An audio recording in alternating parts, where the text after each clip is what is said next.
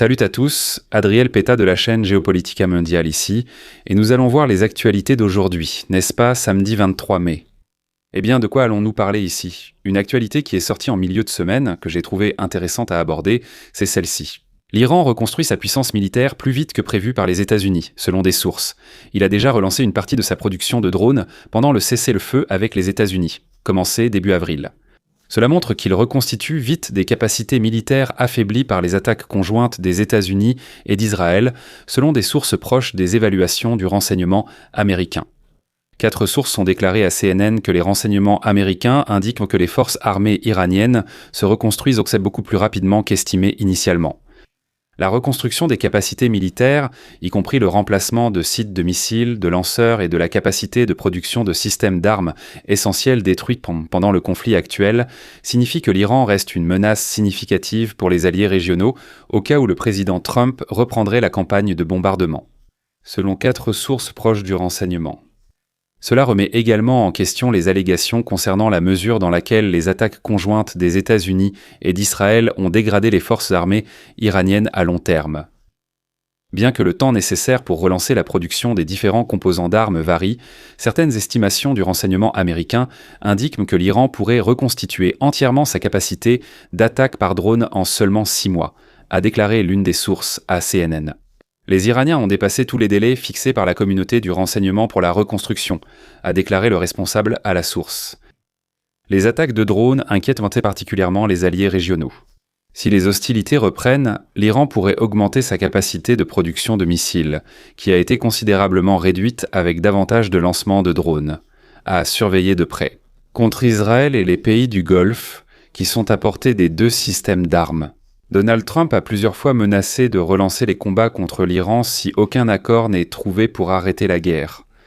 Il a même déclaré publiquement ce mardi qu'il était à 1 heure de reprendre les bombardements, ce qui signifie que ses capacités militaires pourraient être mises en action. L'Iran s'est reconstruit plus vite que prévu grâce au soutien de la Russie et de la Chine, et parce que les États-Unis et Israël n'ont pas causé autant de dégâts qu'espéré, selon une source de CNN.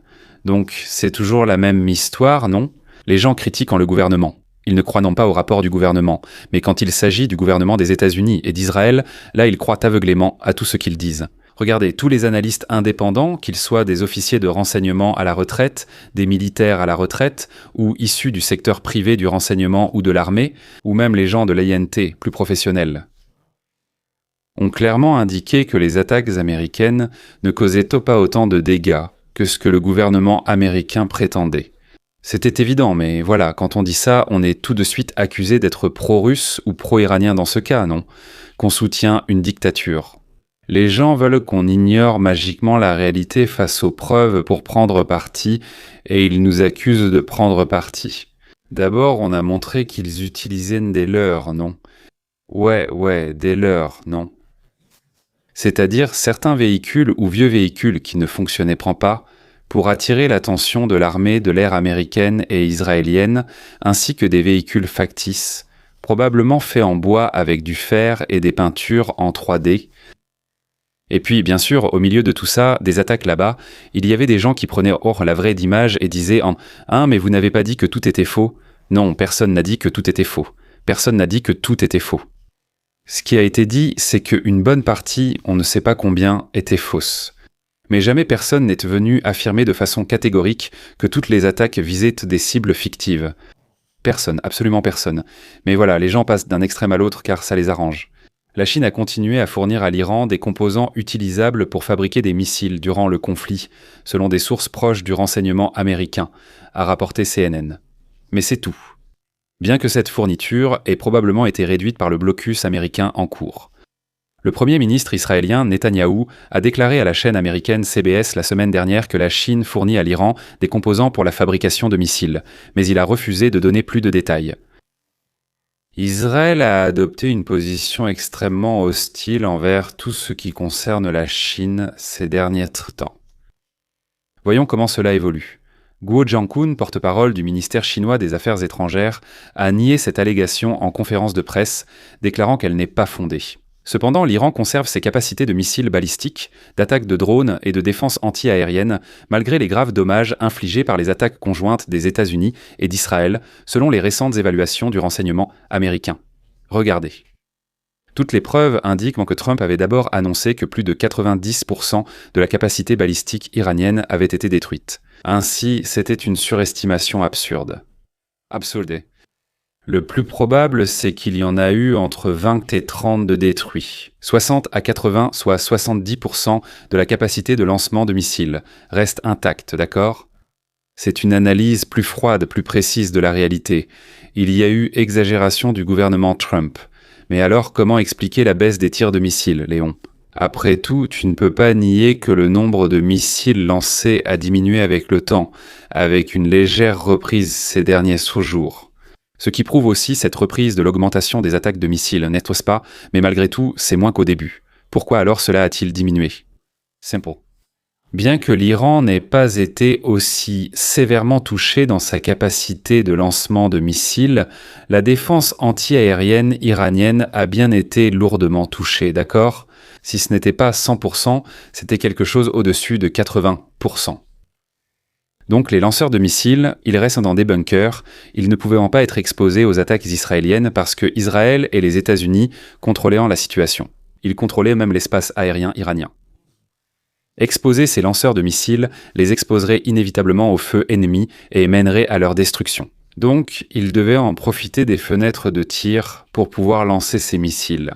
Et il faut se rappeler qu'il y a eu des rapports disant que même la force aérienne iranienne, qui aurait été anéantie, reste active, n'est-ce pas ? Mais il y a une explication pour ces échecs américains. J'y arrive tout de suite, d'accord ? Avant qu'on dise que je suis anti-américain, ce n'est pas le cas. Les États-Unis ont vraiment tout gâché ici, mais on va y venir. Cela signifie que la reconstruction rapide de la capacité de production militaire ne part pas de zéro. Le porte-parole du commandement central des États-Unis a refusé de commenter, précisant que ces questions de renseignement ne sont pas discutées. Le porte-parole du Pentagone a affirmé à CNN que l'armée américaine, la plus puissante du monde, possède tout le nécessaire pour remplir ses missions où et quand le président le décide. C'est vrai, mais ils n'ont pas mis ce qu'il fallait pour affronter un pays. Celui de l'Iran. Voilà le point. Nous avons mené plusieurs opérations très réussies dans tous les commandements de combat, garantissant que les forces armées américaines disposent d'un large arsenal de capacités pour protéger notre peuple et nos intérêts. Le problème, c'est aussi que le Moyen-Orient ne fait pas partie des intérêts américains. Mais le pétrodollar, oublie le pétrodollar. Le pétrodollar a été un outil très efficace économiquement, mais il n'a jamais été un point d'appui, un pilier du pouvoir géopolitique des États-Unis. Jamais. Il n'a jamais atteint ce niveau. S'ils perdent le pétrodollar, si les États-Unis perdent le pétrodollar, c'est un coup dur, mais ce n'est pas la fin du monde pour eux, et, soit dit en passant, ça ne changera pas grand-chose. En avril, CNN a rapporté que les services de renseignement américains avaient estimé qu'environ la moitié des lanceurs de missiles avaient survécu aux attaques. Tu peux le mettre plus haut, comme je l'ai dit, entre 70 et 83%. Un rapport récent a porté ce chiffre à 2/3. En partie à cause du cessez-le-feu en cours qui a donné à l'Iran le temps de déterrer des lanceurs qui auraient pu être enterrés. Lors des attaques précédentes, selon des sources proches du renseignement, l'évaluation américaine inclut parfois des lanceurs inaccessibles, enterrés par des attaques mais non détruits. Des milliers de drones iraniens existent encore, soit environ 50% de la capacité des drones du pays, selon des informations de renseignement précédemment divulguées par 2 sources de CNN. Les drones, la capacité de drones des Iraniens est pratiquement intacte à cet égard, d'accord ? Les drones, ils n'ont pas besoin d'autant de complexité pour être lancés, comme les missiles. Donc les missiles, les Iraniens, pour ne pas perdre les lanceurs, devaient encore les mettre à l'abri des frappes aériennes américaines. Les drones sont beaucoup plus simples et sont beaucoup plus dispersés, répartis à travers le pays. Donc la capacité des drones est très probablement pratiquement inchangée et intacte, d'accord ? Ces missiles représentent une capacité fondamentale qui permet à l'Iran de menacer le trafic maritime. Non, d'accord ? J'ai un peu sauté un passage ici. Les renseignements ont révélé que la plupart des missiles de croisière iraniens de défense côtière restèrent intacts, conformément à la stratégie américaine qui évitait de cibler les sites militaires côtiers, malgré des frappes sur des navires. Il convient de rappeler que nous avons encore très peu d'informations sur la plupart des sous-marins iraniens qui ont disparu. Où sont passés la plupart des sous-marins iraniens ? Personne ne le sait. Tout indique qu'ils ont plongé et se sont rendus à des positions stratégiques là-bas, et ils attendent improbablement pour lancer des attaques. Probablement. Ou alors ils ont aussi été retirés pour ne pas être détruits, et se trouvent dans une position défensive, parce que nous n'avons pas vraiment beaucoup d'informations sur la qualité opérationnelle de ces sous-marins. Nous n'avons pas beaucoup d'informations sur leur état, n'est-ce pas? Probablement qu'une partie d'entre eux n'est pas en bon état. Il convient de rappeler que l'Iran a des difficultés à entretenir son équipement militaire à cause des pièces de rechange, puisqu'il est sous sanction. Une partie d'entre eux est opérationnelle, sans aucun doute. Mais où sont-ils et pourquoi restent-ils silencieux?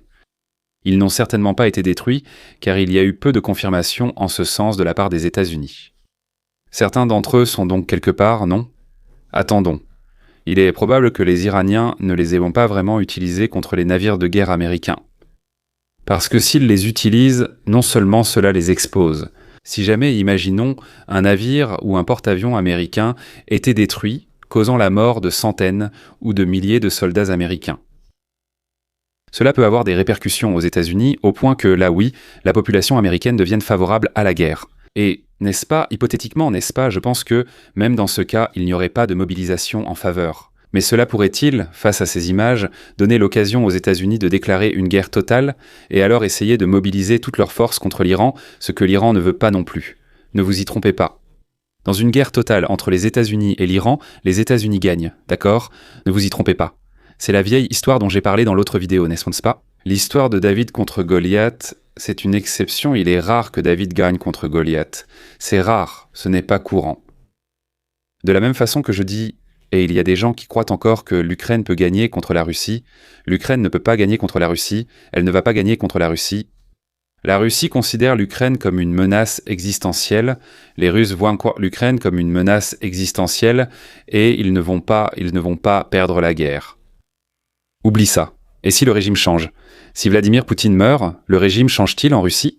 Toute alternative politique, quand on regarde la haute sphère russe, les personnes qui pourraient se présenter comme alternatives à Vladimir Poutine, remplir le vide après Poutine, sont toutes beaucoup plus radicalement anti-occidentales que Poutine lui-même. Cela signifie-t-il alors que toute la Russie est anti-occidentale? Non. Non. Mais ceux qui sont politiquement organisés pour remplir le vide après Poutine le sont. D'accord? Les pro-occidentaux sont pratiquement dépourvus de pouvoir politique en Russie.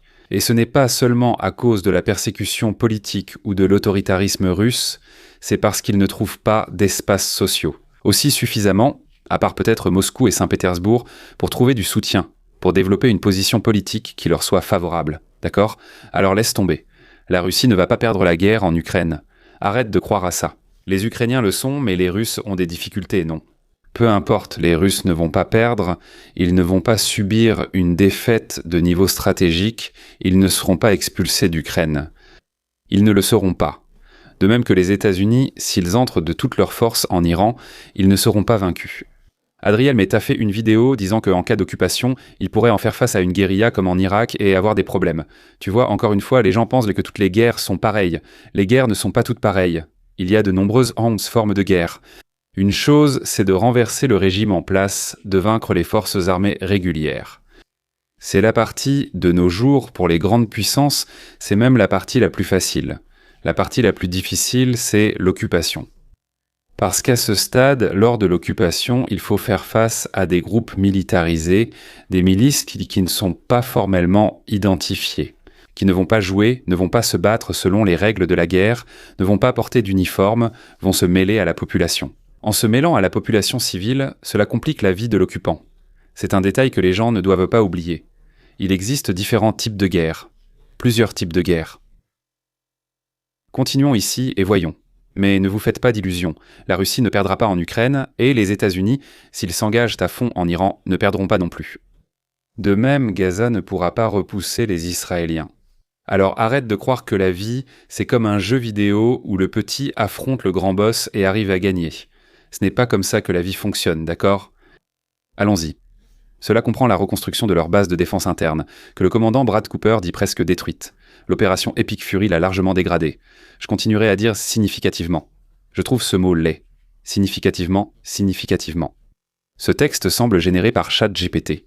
Le témoignage du commandant contraste pourtant avec les évaluations du renseignement américain sur la capacité de l'Iran à reconstituer ses capacités militaires et le calendrier prévu. Les deux sources là-bas disent ça.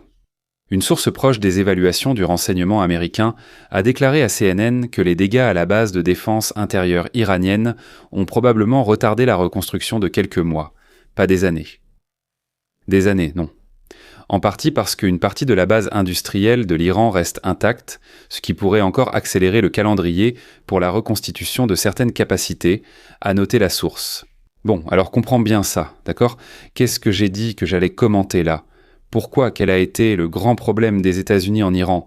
Ce n'est pas la force. Les États-Unis ont de la force. C'est la volonté. Il y a une chose que beaucoup de gens ne comprennent pas quand ils regardent des chaînes sur l'équipement militaire et comparent la puissance comme si c'était Call of Duty. La guerre est un phénomène politique. Les militaires ne décident de rien en temps de guerre. Quand ils arrivent à avoir une position plus forte pendant la guerre, c'est quand ils ont agi politiquement. Mais ce qui détermine la campagne militaire de n'importe quel pays du monde, c'est la dimension politique. Ce sont les politiciens qui vont fixer les conditions à atteindre pour déclarer la victoire, premier point, et ce sont les politiciens qui vont déterminer, qui vont donner aux militaires les conditions dans lesquelles ils peuvent opérer ou non. Voici ce qui s'est produit en Iran où tout a mal tourné. Le gouvernement américain a surpris les forces armées américaines par rapport aux attaques, bien qu'on savait qu'elles allaient avoir lieu. On pensait que ce serait plus ponctuel, pas une campagne aussi vaste. Ils n'ont tout simplement pas réaffecté assez de ressources pour gérer un pays de la taille de l'Iran. Ils n'ont pas réaffecté une force pour faire face à un pays de la taille de l'Iran. Ils sont arrivés avec arrogance. Tout comme la Russie est arrivée avec arrogance en Ukraine, et l'Iran est aussi un grand pays. Et dans le cas de l'Iran, contrairement à l'Ukraine, c'est un pays extrêmement montagneux. Et ces montagnes ont été utilisées pour servir de refuge aux bandits. Et il y a des installations souterraines iraniennes depuis 40 ans. Cela fait 40 ans que les Iraniens se préparent à ce type de conflit, où ils subiraient des bombardements. Ils ont pratiquement construit des villes souterraines. Ces complexes sont énormes. Mais les bombes anti-bunker, celles qui explosent les bunkers, peuvent-elles en venir à bout ? Non, elles ne le peuvent pas. Elles ne le peuvent pas. Des simulations montrent l'étendue de leurs dégâts. Certaines montagnes sont très profondes. Et en plus, sous tant de couches de béton. Que ces bombes anti-bunker ne peuvent pas pénétrer. Avec la façon dont ça a été fait, il n'y avait aucune chance de victoire américaine. Maintenant, si les États-Unis tentaient une campagne militaire à grande échelle, en déployant des soldats et tout le reste. Là, oui. Mais c'est ce que j'ai dit. La guerre, c'est de la politique. La population américaine soutiendrait-elle cela ?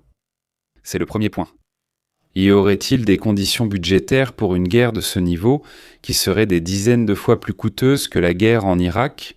C'est aussi improbable. Et il ne s'agirait pas de quelques soldats comme ce fut le cas contre l'Irak, où il y avait pratiquement 120 000 soldats américains. Pour l'Iran, il faudrait probablement entre 600 000 et 800 000 soldats. Ce serait donc une opération militaire plus importante que la guerre du Vietnam. Donc tout indique que les Américains n'auront pas la volonté. Mais s'ils s'engageaient, ne doutez pas, ils gagneraient. Mais ils ne se sont pas engagés. Ils étaient euphoriques après leur victoire facile contre le régime de Maduro au Venezuela et pensaient content qu'il en serait de même en Iran. Ensuite, on a tué tant de dirigeants américains, tant de dirigeants iraniens et on n'a pas renversé le régime ? Eh oui, parce que les conditions sont différentes. Les règles de la physique géopolitique en Afro-Eurasie fonctionnent différemment des règles de la physique dans les Amériques. C'est comme s'il s'agissait de deux mondes situés dans des galaxies différentes. Donc, il ne serait pas si facile d'arriver là-bas et simplement tuer les dirigeants et renverser le régime, pas lorsqu'il s'agit d'un régime organique comme le régime iranien. S'il s'agissait d'un régime artificiel comme c'était le cas de l'Irak, de la Syrie ou même de la Libye, d'accord, là c'était possible. Mais ce sont des conditions différentes. C'est pourquoi il faut une perspective. Anthropologique, sociologique, historique, géopolitique, pas seulement militaire. Encore une fois. La guerre, c'est la politique par d'autres moyens. Donc si les États-Unis s'engageaient pleinement, ils allaient gagner mais on sous-estimait. En plus, il y a un autre facteur qui est très important, d'accord ? C'était une erreur qui n'a pas été commise seulement par les États-Unis et les Russes, mais pratiquement par presque tous les pays du monde. Peut-être que la Chine a été l'exception dans ce sens, mais presque tous les pays du monde. C'est que le fait qu'ils se sont préparés pour une guerre, qu'ils pensèrent être la guerre du futur pour toujours. Quelle guerre est-ce ? Les guerres asymétriques. Ici, il faut remonter assez loin dans le temps. Si on remonte dans le temps jusqu'en 1990, pendant la guerre froide, qu'est-ce qu'on avait ? Des armées toujours prêtes à des conflits entre États, à des guerres entre pays. Mais l'Union soviétique s'est effondrée. L'OTAN a d'abord connu une crise d'identité. Pourquoi avons-nous encore besoin de cette organisation ? S'il n'y a plus d'Union soviétique. Cela en parallèle avec l'expansion de l'OTAN en même temps. En parallèle. Paradoxalement, mais de manière parallèle. Mais il y avait cette crise là-bas. Tout l'indiquait, dans les années 90. Dans les années 90, tout laissait penser qu'il serait difficile d'avoir des guerres entre pays à l'avenir. Lorsque la guerre a éclaté en Europe, notamment en Yougoslavie, elle a aussi été rapidement remportée par l'OTAN. Seulement avec des bombardements aériens, c'était simple et facile.